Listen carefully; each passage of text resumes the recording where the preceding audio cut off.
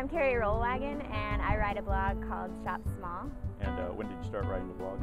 Well, I started the project on January 1st of 2011.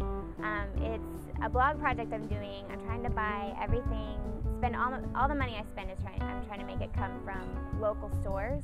So it's not necessarily all local products, but they're all coming from local stores. And I'm trying to do that for a year.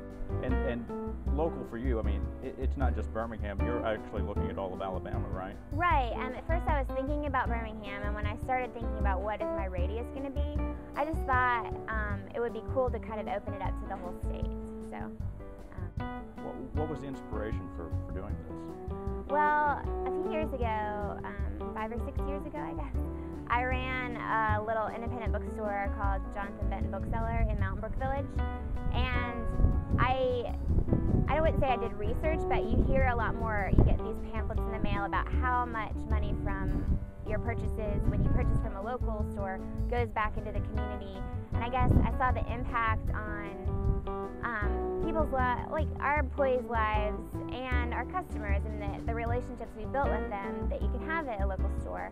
And at the time I would tell people about it, and they basically just were like, well, sure, you want us to come to your shop, which I did.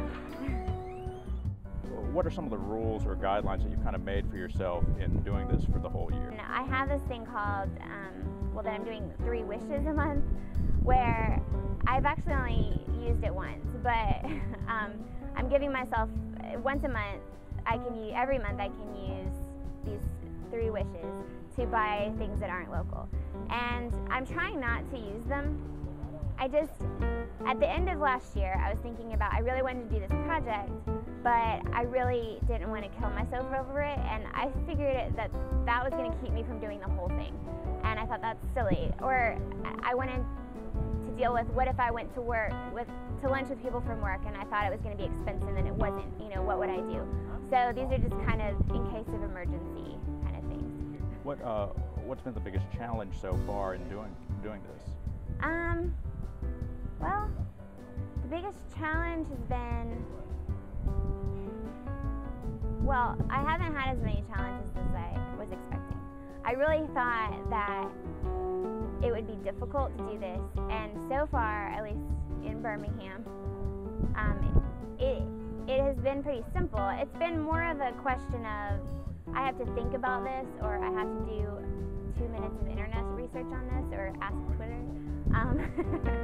And with all of those tools, this is a lot easier. I do think as the year goes on and I run out of things, it will be more of a challenge. Like, I have kind of a special coffee maker, and I don't know where to get the filters, and I haven't found a place.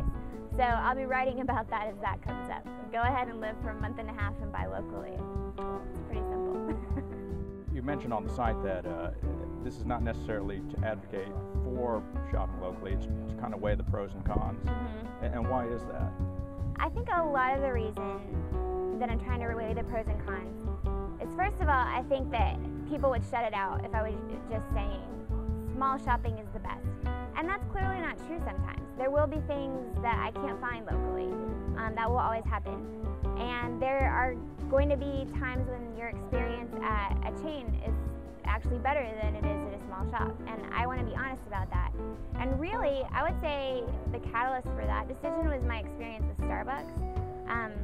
I ran a bookstore for a few years, and I felt like that was a really wonderful time. Like, we made great relationships with customers and with employees. Then I went immediately to Starbucks, and I got the same thing. Like, I got a great experience. I made wonderful friends. I made more money as a barista at Starbucks than I did as a manager of a store. And I got insurance at 20 hours at Starbucks, which is why I was there. And so that kind of, I guess, challenged some of my thinking to say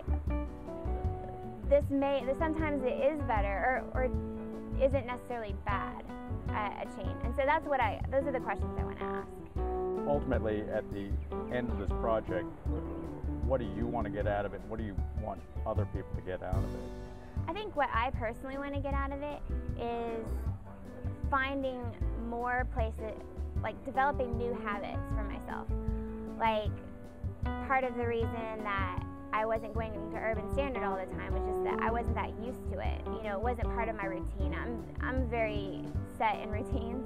So I kind of wanted to add some of these places in so that, I mean, sure, I don't think it's wrong to go to Target, you know, inherently, but I don't need to be going for everything, you know, and it's actually a lot more interesting. My life has been a lot more interesting. I've had a lot more kind of mini adventures, just experiencing new things. And so for me, it's easier for me to go out on a limb when I'm doing a project than when I'm just, you know, have nothing to do that day.